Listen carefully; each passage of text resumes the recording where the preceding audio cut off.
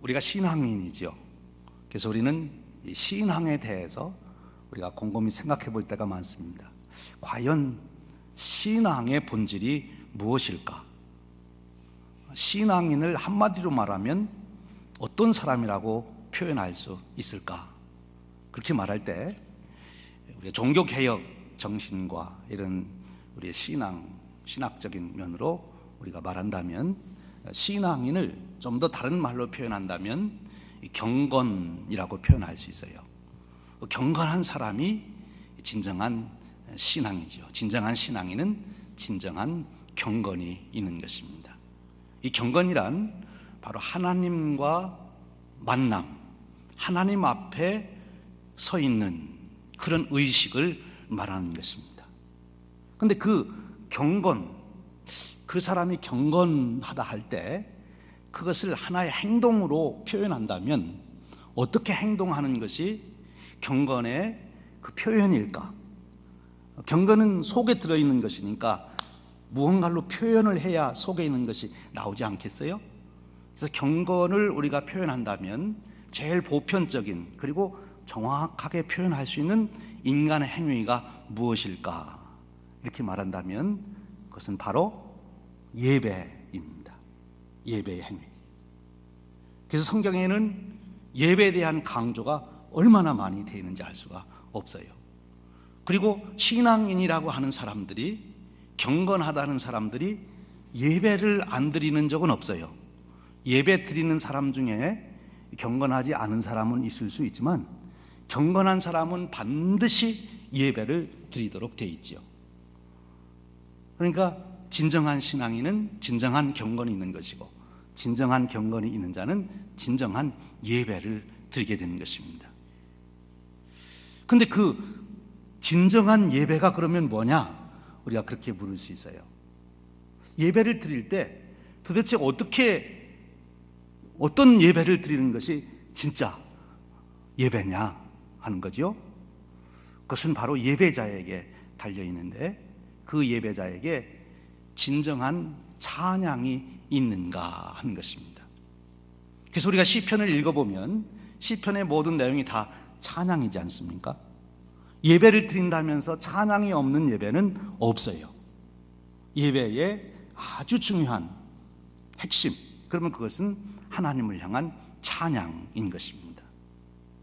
그래서 정말 진정한 신앙인, 진정한 경건인, 진정한 예배자는 진정한 찬양을 드리도록 되어 있는 거예요. 그럼 우리는 이제 질문하는 거죠. 그러면 진정한 찬양은 뭐요? 이렇게 부를 수 있어요. 오케스트라를 풀로 동원해서 수백 명의 성가대가 부르는 찬양이 진정한 찬양일까요? 아니면 수만 명이 모여서 부르는 찬양이 진정한 찬양일까요? 무엇이 진정한 찬양일까요? 그 진정한 찬양이 무엇일까? 그럴 때 바로 오늘 우리가 읽은 말씀에서 그 비밀을 가르쳐 주시고 있어요. 오늘 우리가 읽은 성경 말씀은 시편 132편은 중요한 시편의 한 묶음에 들어있는 그런 시편 중에 하나예요. 시편 120편부터 시편 134편까지를 뭐라고 별명을 붙이는가 하면 성전에 올라가는 노래다, 그렇게 제목을 붙여놨어요. 성전에 올라간다는 게 뭘까요? 제사 드리러 가는 거죠. 예배 드리러 가는 거죠. 예배 드리러 올라가는 자들의 찬양이라고 말할 수 있는 거죠. 예배 드리러 올라가는 자들은 다 찬양을 부르게 돼요. 이 시편 132편은 유대인들이, 또 우리 그리스도인들이 예배를 위해서 예배에 들어갈 때 아주 즐겨 부르는 그런 찬양인 것입니다. 그런데 바로 그 찬양이, 하나님께 드리는 찬양이 진정한 예배자의 찬양이 되려면 중요한 것은 찬양의 내용입니다. 무엇을 가지고 하나님을 찬양하느냐, 찬양의 주제가 무엇이냐 하는 거예요. 여러분들이 이제 우리 일반 성도님들은 복음성가라고도 부르고 똑같이 노래는 부르는데 어떤 거는 찬양이라고도 하고 도대체 뭐가 다른 것이요? 이렇게 묻는 분들이 계세요. 오늘 하나 상식적으로 말씀드리면 찬양은 하나님의 영광과 하나님이 이루신 역사와 하나님 내게 베푸신 구원의 은혜를 감사하고 높이고 찬양하는 것, 하나님께 영광을 돌리는 것이 찬양이라면, 복음성가는 예수 믿어라, 예수가 참 좋다고 예수 믿으시오, 이런 것들이 이제 복음성가죠. 이거는 그래서 우리가 전도용으로 쓰는 것이고, 또 사람들을 위로해 주는 것, 당신 힘들고 어렵지만 하나님께서 당신을 구원하십니다, 돌보십니다, 치료해 주십니다, 이런 것들이 이제 복음성가다, 이렇게 우리가 말할 수 있어요. 그러나 깊은 의미에서는 뭐 다 하나님께 영광이 되고 우리 은혜가 되는 거지요. 어쨌든 이 찬양, 오늘 우리가 읽은 이 시편의 말씀은 그 찬양의 내용이 뭔가면 감사인 것입니다. 감사. 성전에 올라가는 자가 찬양을 하는데 그 찬양이 진정한 찬양이 되려면 그 찬양 안에 감사가 담겨 있어야 된다 하는 것이죠. 그러니까 다시 말씀드리면, 우리가 하나님 앞에 나가 예배할 때 그 예배가 진정한 예배가 되려면 예배자가 하나님께 드리는 감사의 감격이 담겨 있어야 된다 하는 것입니다. 그 하나님을 향한 감사의 감격을 가지고 살아가는 것이 경건이고, 그것이 진정한 신앙이 되는 거죠. 오늘 시편 132편이 바로 그런 한 신앙인의 모습 뿐만 아니라 신앙 공동체인 이스라엘 백성들 전체의 그 모습을 잘 담아놓고 있는 것입니다. 오늘 우리가 시편 132편의 내용을 좀 더 우리가 세세히 살피면서 바로 우리가 어떤 것을 감사해야 되는지, 그리고 어떻게 그렇게 감사할 수 있는 자가 될 수 있는지 우리가 같이 은혜를 나누려고 합니다. 오늘 우리가 읽은 이 시편 132편 13절에 보면, 여호와께서 시온을 택하시고 거기 거처를 삼고자 하여 이르시기를, 이는 내가 영원히 쉴 곳이라 내가 여기 거주할 것은 이를 원하였음이로다, 이렇게 말씀하고 있어요. 지금 예루살렘을 택하고, 즉 시온을 택하고 거기를 하나님의 거처로 삼으시고 거기에 계시겠다. 왜 시온 예루살렘을 하나님께서 하나님의 거처로 삼으시겠다고 그렇게 말씀하셨을까요? 그것은 그 예루살렘에 무엇이 있기 때문이죠? 여러분들이 1절부터 12절까지를 안 읽으셨기 때문에, 그것이 무엇이 있기 때문에 하나님이 거기를 거처로 삼겠다고 그러셨나 우리가 알 수 없는데, 1절부터 12절까지 이 13절의 배경을 보면 거기에 성전이 있는 거예요. 성막이 있는 거죠. 그래서 1절부터 다윗의 얘기가 나와요. 이제 여기 보면 17절에서도 다윗의 얘기가 나옵니다만, 다윗, 이 성경에 보면, 구약 성경에 보면 하나의 이상적인 인물로서 소개되는 사람이 바로 다윗이에요. 그래서 이 다윗의 이상적인 인간형을 우리가 말할 때 제일 대표적으로 한 가지만 딱 들으라면 무슨 이야기를 들을 수 있는 거면, 메시아가 누구의 후손으로 난다고 그랬죠? 다윗의 후손으로 온다는 거예요. 다윗의 후손으로. 그 얘기는 다윗이 아주 이상적인, 정말 하나님이 기뻐하시는 그러한 인간이라. 하나님이 기뻐하시는. 사도행전에서도 그렇게 다윗을 증거하잖아요. 이새의 아들 다윗을 만나니 내 마음에 기뻐하는 자라, 이렇게 말씀하고 있어요. 그럼 다윗은 하나님이 왜 그렇게 기뻐하셨을까? 하나님이 왜 그를 받으셨을까? 그가 인간적인 면으로 우리가 볼 때 그에게 다른 인간보다 물론 탁월한 면도 있지만, 그러나 절대로 그는 실수도 없고 흠도 없고 정말 완벽하기 때문에 그랬을까요? 다윗의 행적을 쭉 살펴봐도 오늘 우리의 기준으로 보면 좀 부족한 것이 보인단 말이에요. 그 당시의 기준으로 봐도 다윗에게도 실수가 있고 부족한 것이 보여요. 그럼에도 불구하고 하나님이 다윗을 그렇게 기쁘게 받으신 것은 왜 그런가 하면, 다윗이 하나님을 사모하는 마음이 특출했기 때문에 그렇습니다. 다윗의 믿음 때문에 그런 거예요. 다윗의 믿음이 구체적으로 나타나는 것이 무엇입니까? 오늘 우리가 읽은 시편 130편 1절에서 보면 다윗이 그렇게 고백했단 말이에요. 하나님의 그 성막을 내가 모시기 전에는, 즉 언약궤를 내가 가져오기 전에는 내가 내 집에 들어가서 자지도 않을 거다. 이런 말을 하면서 하나님이 거하시는 전을 찾는데 다윗은 점심전력을 했어요. 그래서 결국은 그가 성전을 지키를 소원했고, 하나님께서 자기의 성전 짓는 것은 허락하지 않았지만 자기 아들이 성전을 지을 수 있도록 모든 준비를 다 해놓잖아요. 역대기서에 보면 다윗의 최고의 업적, 다윗을 다윗되게 만드는 것은 바로 성전 짓는 것을 준비하도록 한 것인데, 그 얘기는 더 핵심으로 들어가면 뭔가면 다윗이 하나님을 향한 사모함, 하나님을 앞에 서고자 하는 다윗의 그 신앙, 그 믿음, 그것이 바로 하나님께 기쁨이 되고 하나님은 그를 축복하시겠다, 그렇게 말씀하신 것이 된단 말이에요. 그러니까 오늘 여기 하나님께서 시온성에, 즉 예루살렘에 내가 거기 거하겠다 이렇게 말씀하신 이유는 다윗의 그 여심 때문에 그런 거예요. 다윗이 성막을 회복하고 그리고 법궤를, 언약궤를 가져오잖아요. 그 언약궤 가져올 때 다윗이 얼마나 좋아했습니까? 너무 좋아가지고 왕이 춤을 추니까 왕비가 미갈이 흉보다가 나중에 미갈은 자녀가 없잖아요. 그 다윗은 체면이고 뭐고 하나님 그러면 다윗은 다른 건 없어요. 그렇게 하나님을 좋아했기 때문에 하나님은 이제 다윗이 그렇게 소원한 그 예루살렘, 그 성막이 있는, 장차는 거기 있는 성전이 지어지는 그곳에 하나님은 계시겠다, 그렇게 말씀하신 거예요. 그러니까 더 본질로 들어가면 하나님이 그 예루살렘 성전이 화려하고 좋아서 거기 계시겠다는 게 아니죠. 그렇죠? 무엇 때문에 거기 있는 거예요? 다윗의 마음 때문에 그런 거예요. 다윗의 그 마음과 내가 함께 하겠다. 다윗의 그 신앙 위에 내가 함께 하겠다. 우리 예수님이 베드로를 향해서 칭찬하시면서 내가 교회를 세운다 할 때에도 베드로 한 개인의 인간적인 그런 조건이 아니라 베드로의 신앙 고백, 그 위에 교회를 세우겠다고, 주님께서 거기에 계시겠다고 그렇게 말씀하신 거 아니에요? 그러니까 이 성전도 마찬가지예요. 외적으로 나타나는 것은 성전을 건축하는 것이지만 더 중요한 것은 다윗의 마음, 다윗의 믿음이라는 거죠.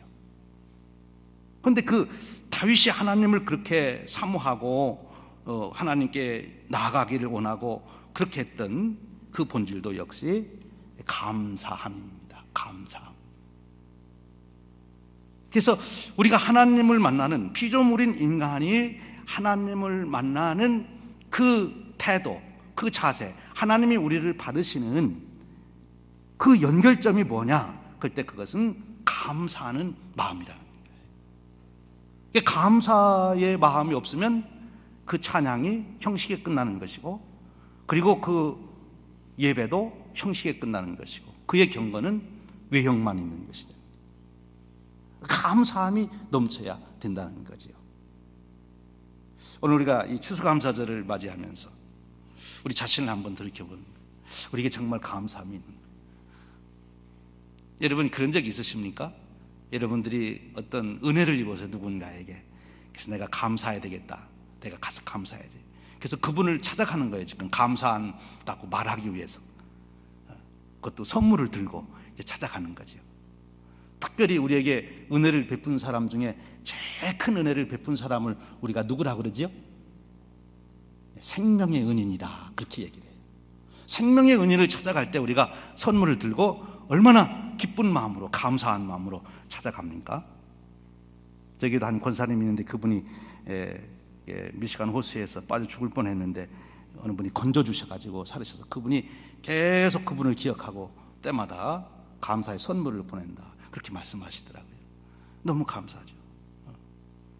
그러니까 우리가 하나님께 예배 드리러 나올 때 생명의 은인에게 우리가 가서 감사하다고 말하려고 하는 그 심정으로 우리가 나오느냐, 그거지요. 그 심정으로 나오는 그 예배, 그런 사람이 드리는 예배, 그 하나님이 기뻐 받으신다는 거예요. 여러분 오늘 우리 예배할 때 바로 이 믿음이, 이 감격이 우리에게 진정으로 살아나기를 주님의 이름으로 축원합니다.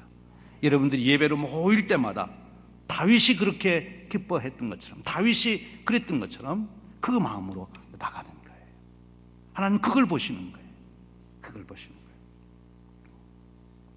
그래서 다윗이 바로 그렇게 성전 짓는 것을 그렇게 소원했고, 하나님 모시기를 소원했고, 그것은 자기가 하나님 앞에 감사함으로 나가기를 소원했는데요.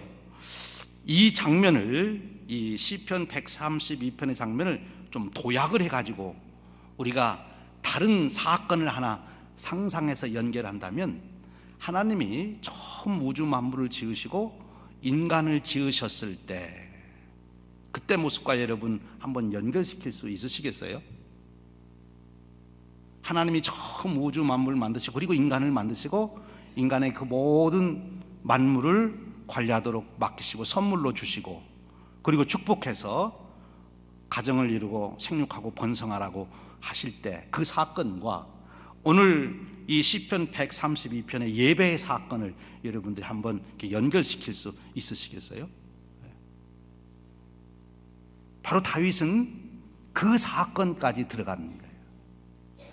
즉 하나님 앞에 우리가 선다고 하는 것은 나를 창조해 주신 하나님, 그리고 내 삶의 모든 일체를 공급해 주시는 그 하나님, 하나님이 창조하시면서 우리 인간에게 주신 축복을 둘로 나눌 수가 있어요. 창세기에 보시면 아담과 하와를 지으신 다음에 하나님이 우리에게, 인간에게, 아담과 하와에게 구체적으로는 축복을 해주시는데, 두 가지 축복으로 나누면 무엇입니까? 하나는 이 모든 만물을 내가 너에게 준다, 이것을 관리하고 지키라, 모든 만물을 주신 거하고, 또 하나는 뭐였어요?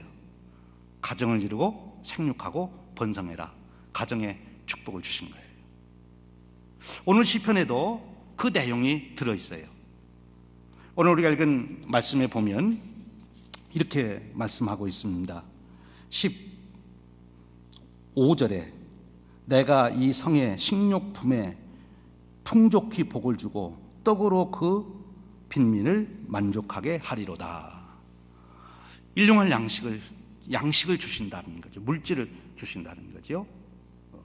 그리고 그 뒤에 보면 다윗에게 뿔이 나게 할 것이니 내가 기름 부음 받은 자를 위하여 등을 준비하리라. 이렇게 해서 다윗 왕의 번성을 지금 말씀하고 있어요. 여기서 먼저 한 가지 말씀드리고 싶은 것은, 우리가 하나 성경을 읽으면서 깨달아야 될 것은, 이 시편이 쓰여지던 당시, 지금부터 약 2500년, 3000년 전에 이런 시들이 쓰여졌는데, 그 당시에 이스라엘 백성들이 가지고 있던 사고방식을 우리가 이해해야 이 시를 제대로 이해할 수 있어요. 오늘 우리가 이 성경 말씀을 읽어보면 단순히 다윗 왕만 축하하는 것 같고, 다윗 왕만 높이는 것 같고, 다윗 왕만 축복받는 것 같고, 그렇게 우리가 읽을 수 있어요, 문자대로만 읽으면. 그런데 그 당시 이 시를 처음 만들어서 읽고 이 시로 예배를 드리던 이 사람들에게 있어서는 다윗이 곧 누군가 하면 이스라엘이고, 이스라엘이 곧 자기죠. 그러니까 이 이스라엘 백성들은 다윗 왕의 축복과 자기의 축복이 별개라고 생각하지 않았어요. 왜냐하면 옛날에는 다 제정일치 시대예요. 예배드리는 제장이나 그 정치하는 정치가들이 하나로 된 시대.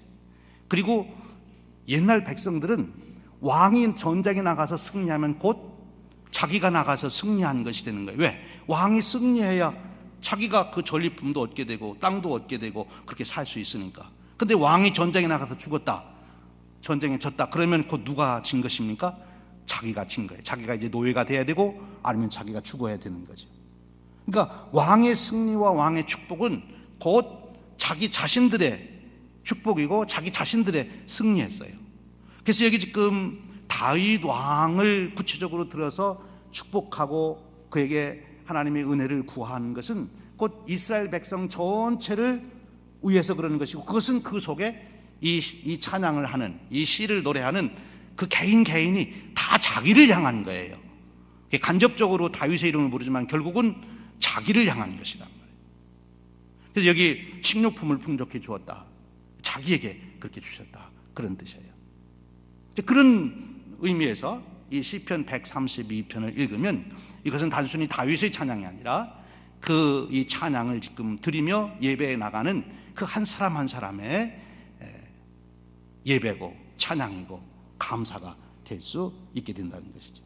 이제 다시 그것을 이해하고 본문으로 들어가면, 본문에는 두 가지를 지금 전체를 읽어보면, 시편 132편을 읽어보면, 전체를 읽어보면 두 가지의 축복을 하나님 주신다고 한 거거든요. 하나는 양식을 주시는 것이고, 또 하나는 가정의 복을 번성하라고 하는 그 축복을 말씀하고 계시는 거예요.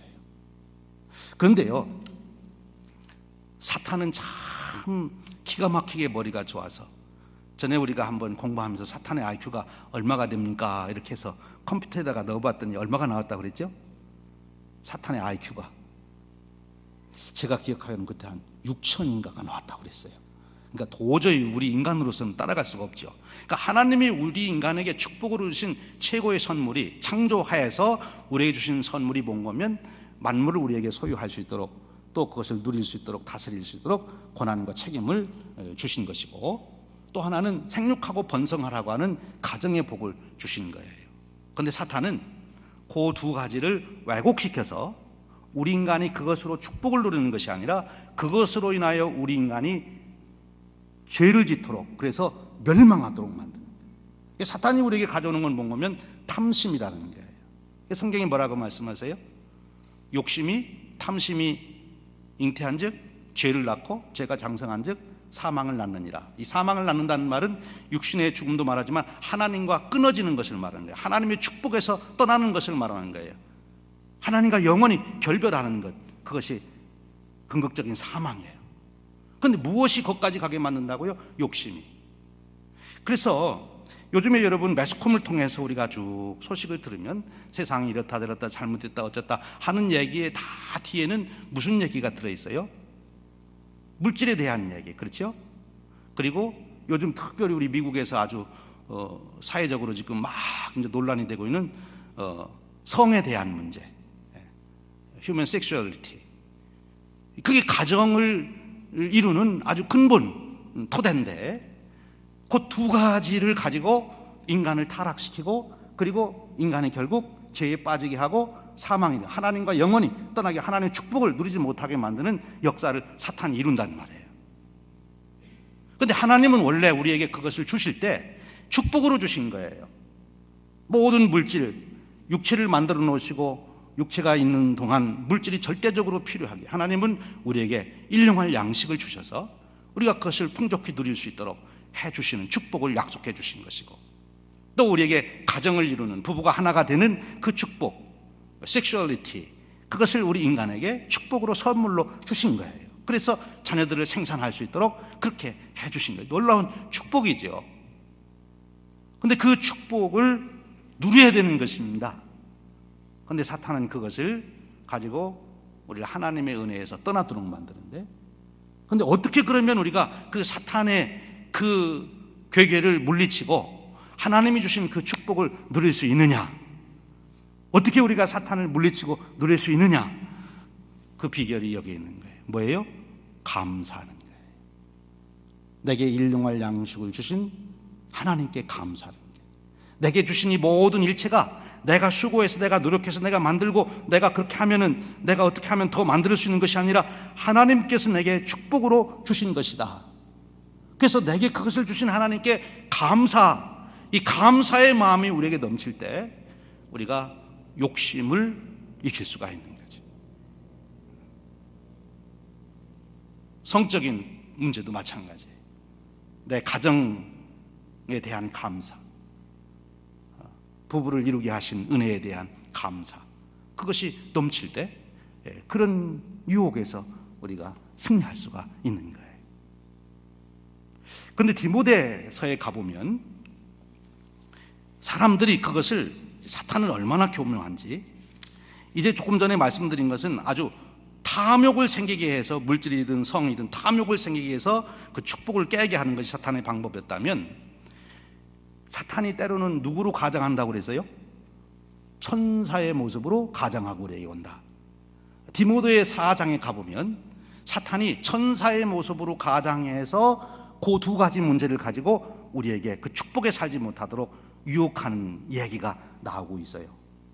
그것이 디모데가 목회하던 예배소 교회에서 일어났던 일인데, 사도 바울이 그것을 잘 분별해서 디모데에게 교훈을 주시는 거죠. 디모데 4장 1절 이하의 말씀에 보면 이렇게 말씀하고 있어요. 우리 스크린에 한번 디모데 4장을 띄워주시면 좋겠습니다. 같이 한번 읽어보죠. 디모데 4장 1절부터 제가 한번 읽어보겠습니다. 그러나 성령이 밝히 말씀하시기를 후일에 어떤 사람들이 믿음에서 떠나, 어디에서 떠나요? 믿음에서 떠나, 바른 진리에서 떠나는 거죠. 미혹하는 영과 귀신의 가르침을 따르리라 하였으니 자기 양심이 화인을 맞아서 외식함으로 거짓말을 하는 자들이라. 혼인을 금하고 어떤 음식을 먹지 말라 할 터이나 음식물은 하나님이 지으신 바니 믿는 자들과 진리를 아는 자들이 감사함으로 받으면 받을 것이니라. 하나님이 지으신 모든 것이 선함에 감사함으로 받으면 버릴 것이 없나니 하나님 말씀과 기도로 거룩하여 집니라. 이 에베소 교회에 이단이 들어왔어요. 그 이단은 천사의 모습으로 가장하고 들어온 거예요. 우리가 진짜 신앙생활을 잘하려면 우리는 금욕주의의 삶을 살아야 된다. 그래서 고기도 먹지 말고 음식도 절제하고 음식도 탐하면 안 되고 맛이 없는 것만 골라서 먹든지 금식을 좀 주로 많이 하든지, 그래서 금욕적으로 살아야 된다. 그게 진짜 신앙입니다. 여러분 생각해 보면 어떠세요? 그럴듯하잖아요. 다 문제가, 욕심내다가 문제가 생기니까 욕심을 없도록 금욕을 해라. 그러면 내가 진짜 경건에 이른다. 이렇게 가르치니까 어때요? 그런 것 같잖아요. 그리고 이 성적인 문제로도 너무 그 당시에 타락이 되니까 아예 성을 버려라. 그래서 결혼도 하지 말아라. 독신으로 살아라. 금욕해라. 이렇게 이제 가르친 거예요. 그 당시 영지주의하고 이 금욕주의가 혼합이 돼서 정말 멋있는 철학 사상을 뒤에 배경으로 두고, 그리고 에베소 교인들을 유혹하니까 하나님이 주신 것을 감사함으로 받고 하나님께 감사해서 그것을 누릴 뿐만 아니라 그 시험에 들지도 말아야 되고 그 축복을 누려야 되는데 오히려 그 축복을 이제 잃어버리는 꼴이 된 거예요. 그래서 바울이 디모데에게 그렇지 않다 지금 말씀을 해주시고 있는 거예요. 다시 우리가 본문으로 돌아옵니다.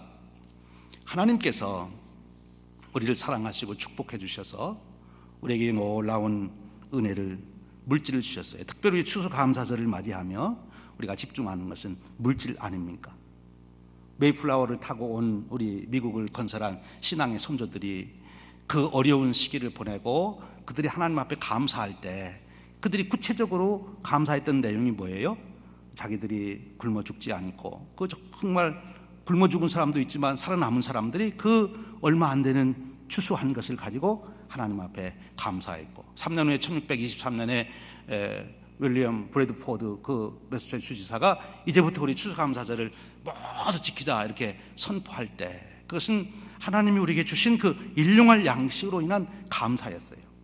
그러니까 오늘 우리가 예배에 나오며 하나님 앞에 감사한다고 그럴 때 거창하게 뭐 형이상학적인 그런 내용으로 들어가기 전에 먼저 나에게 일용할 양식을 주신 하나님께 감사해야 돼요. 여러분, 일용할 양식을 주신 분이 어떤 은인이에요? 생명의 은인이잖아요. 여러분들이 20일, 30일, 40일 굶었다면 여기 나오실 수 있겠어요? 여러분들이 지금까지 오늘 여기 나오신 것은 잡수셨기 때문에 나오신 거 아니에요? 그렇죠? 그걸 누가 주셨어요? 하나님이 주신 거예요. 내가 오늘 여기 살아있다는 것, 나에게 양식이 있으니까 살아있지. 그것을 하나님이 주셨지.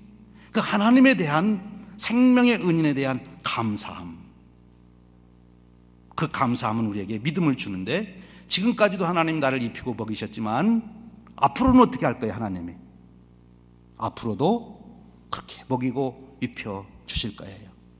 여러분 혹시 걱정 많으십니까? 지금 남아있는 돈 요거밖에 없는데 어느 분 말씀대로 재수 나빠서 100살까지 살면 어떻게 사나? 100살까지 살면 사는 거지 어떻게 살긴요. 하나님이 다 먹여주실 거지요. 지금 이 시편은 아주 너무나 실제적으로 우리에게 감사를 가르쳐주고 있어요. 그것은 내가 오늘 먹고 마시는, 살고 있는 그 물질로 인해서 그걸 보면도 하나님 앞에 감사할 수 있지 않냐.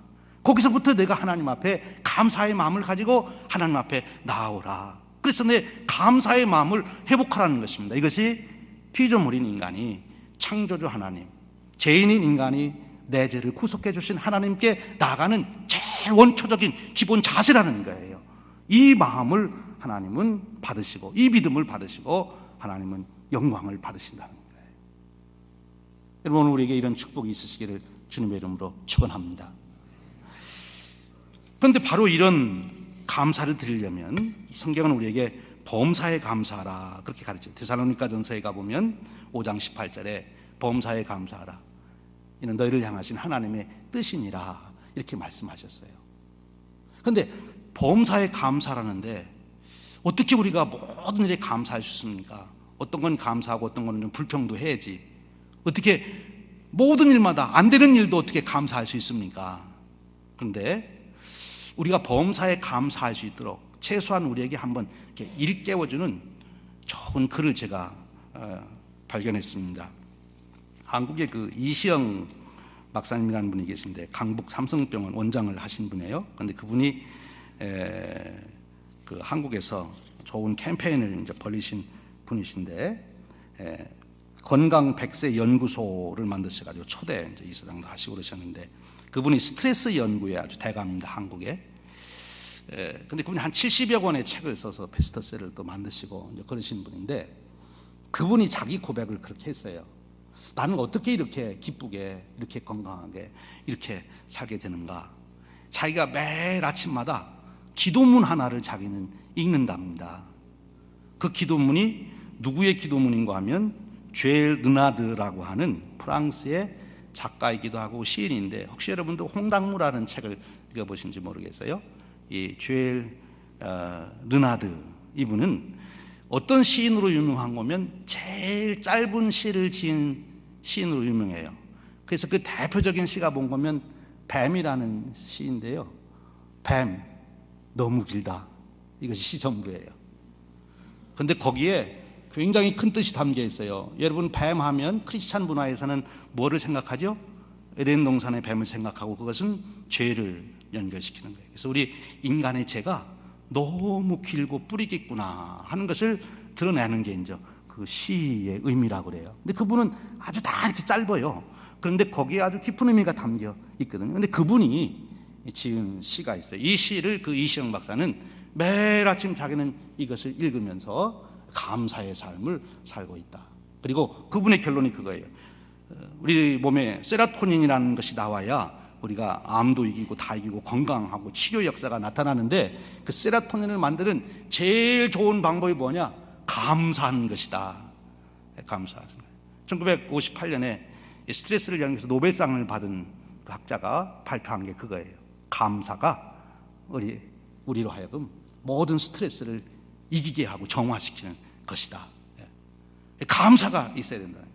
근데 어떻게 해야 범사에 감사할 수 있느냐? 우리 한번 이 쥘 르나드의 감사 기도문을 한번 같이 읽어보겠습니다. 아침에 일어나서 이렇게 기도하는 거예요.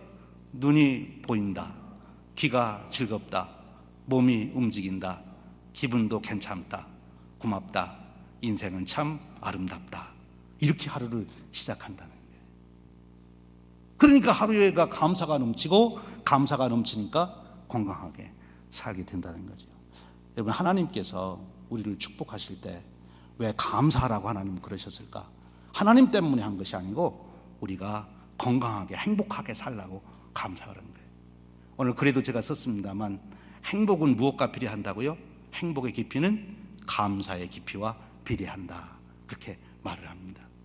여러분, 우리 추수감사절을 맞이해서 우리도 우리 삶을 다시 한번 곰곰이 생각하며 하나님께서 우리에게 베풀어 주신 은혜, 특별히 우리의 그 감사의 단서가 되는 일용할 양식, 오늘 또 우리가 밥을 먹잖아요. 밥을 먹으면서 이걸 내게 주신 하나님 은혜를 그걸 단서로 해서 깊이 생각하는 중에 바로 시편 132편의 시인과 같이 하나님을 향한 감사의 찬양을 드리시고 감사의 찬양이 여러분의 예배가 되시고 그리고 여러분의 그 진정한 예배가 여러분의 진정한 경건이 되시고 여러분의 그 진정한 경건, 여러분의 일생을 아름답고 귀하게 갖고 가는 그런 축복의 삶이 되시기를 주님의 이름으로 축원합니다. 함께 기도하겠습니다. 하나님 아버지, 오늘 추수감사절을 저희들이 지키도록 인도하시니 참으로 감사합니다. 오늘 또 우리의 생각을 깨워주셔서 하나님께서 우리를 향하여 베푸신 그 놀라운 은혜를 헤아려 보게 하시고, 그러므로 인하여 우리의 마음이 감사의 마음으로 변화되도록 성숙하도록 축복해 주시옵소서. 그래서 우리가 사는 곳곳에서 하나님의 은혜를 드러내고 하나님의 은혜를 나누는 복된 인생 되도록, 그리고 행복한 인생이 되도록 인도하여 주시옵소서. 우리 주님 예수 그리스도의 이름으로 기도하옵나이다. 아멘.